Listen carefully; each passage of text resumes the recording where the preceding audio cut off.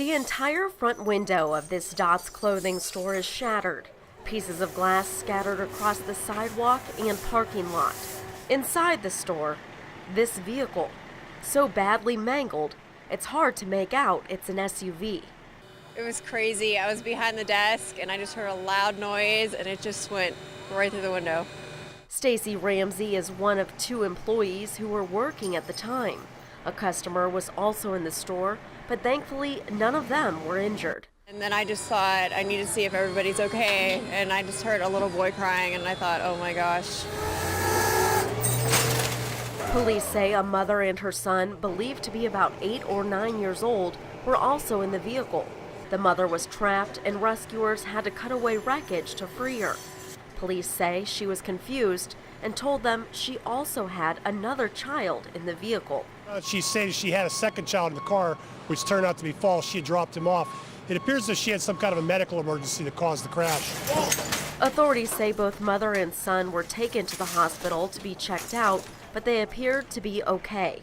But considering the damage, police say it could have been a lot worse. With more local news, I'm Danielle Cotterman.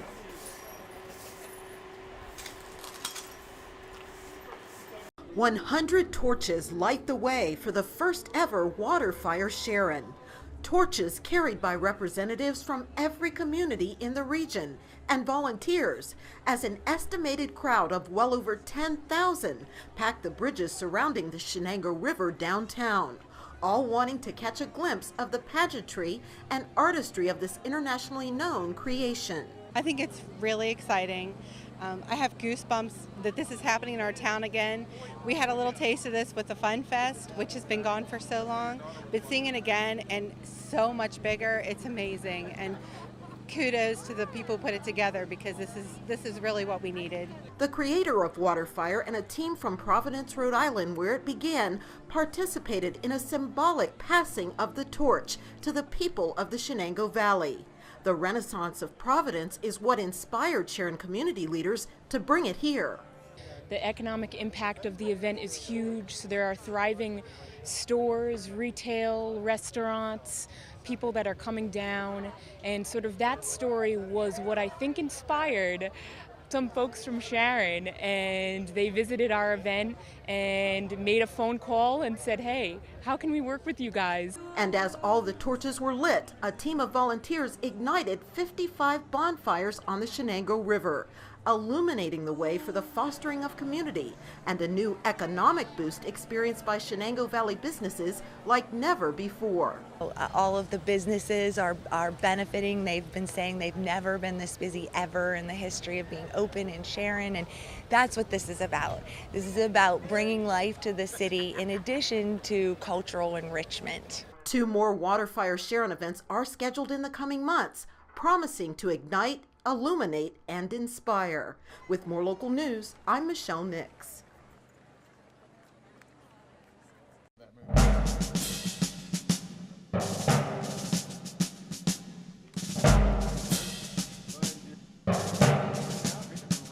After months of waiting, today was finally the day I got to fly with the Air Force Thunderbirds and see what it's like to be a full-fledged fighter pilot.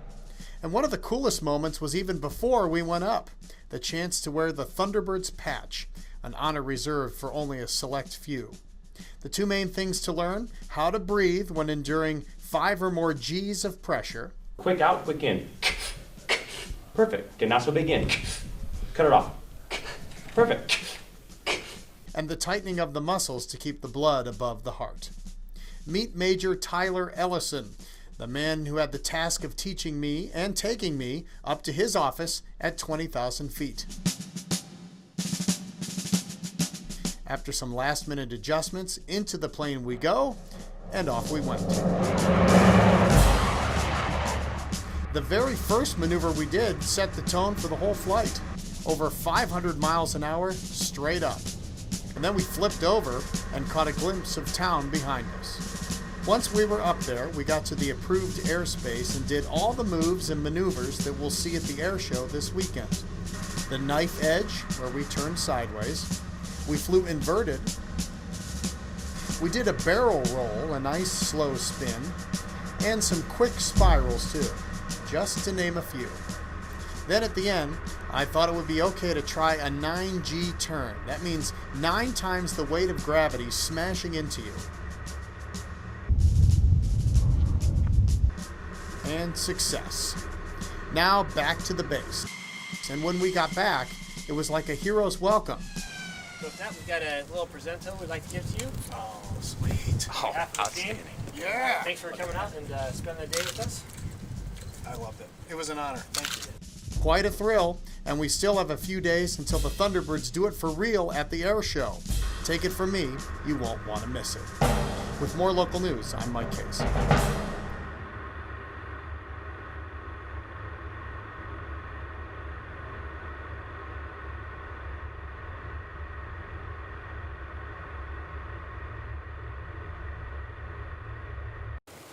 Torrential rain forced the closing of several streets in the area known as the East End.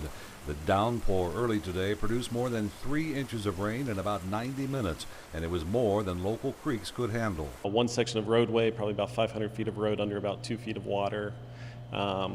Manhole covers blew off on a number of roads. Water was shooting up a good 2 feet in several areas of town. Here on Virginia Avenue, the water at one point was flowing over the top of this bridge. Neighbors say they've never seen that before.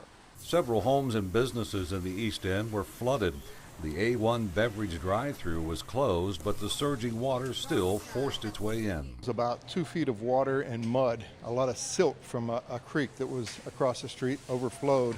A tavern next door also had more than a foot of muddy water. DeSaro says customers, neighbors, and friends were helping with the cleanup. People came in and started pitching in. So we're just trying to get everything back in shape and try to get back in operation. Homeowners were waiting for help to pump out flooded basements. Mine was, I had almost 4 steps up deep in my basement, and my neighbor across the street, hers is completely covered. Gas and electric company crews were checking on the safety of homes with flooded basements. The East Liverpool Motor Lodge is located just a few feet from a stream that overflowed, causing considerable damage. Workers have placed sandbags at the back of the lodge to protect against new flooding. Residents in the East End neighborhood believe that part of the problem is storm drains that are blocked with leaves and other debris. With more local news, I'm Glenn Stevens.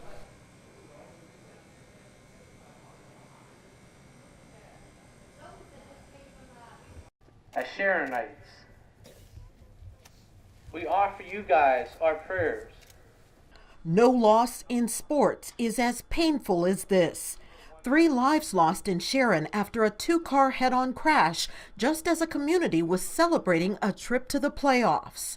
The accident victims, 17-year-old Corey Schwartz and 17-year-old Evan Gill, both senior football players for the Sharon Tigers, and 50-year-old John Zedler, a husband and father, was the driver of the other vehicle. Now the community is standing vigil to mourn the loss, lighting candles to find their way through the darkness. Nothing meant more than to be here today for everybody, because it just shows how close the Shenango Valley is. For one of the Sharpsville cheerleaders, it's a personal loss too painful to measure. She's dated Corey Schwartz for 2 years. I would tell him that I loved him more than anything. And if anything, I would just want to bring him back. Those who knew Sharon seniors Corey and Evan are forced to learn a painful lesson in life and death. They were 2 really great people, and they didn't have to go the way that they did. They didn't deserve it. And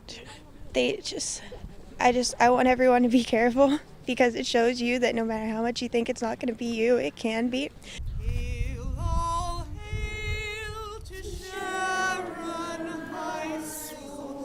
As the Sharon Tigers prepare to lay their friends to rest, they're honored to play a game in remembrance of Corey and Evan. Monday's playoff game at Erie Veterans Memorial Stadium. Clearly the playoff game won't be the same without Corey and Evan, so 2 of their senior teammates will be wearing their jerseys tomorrow night to make sure no one forgets. A Sharon community standing united and standing strong in the face of a triple tragedy. With more local news, I'm Michelle Nix.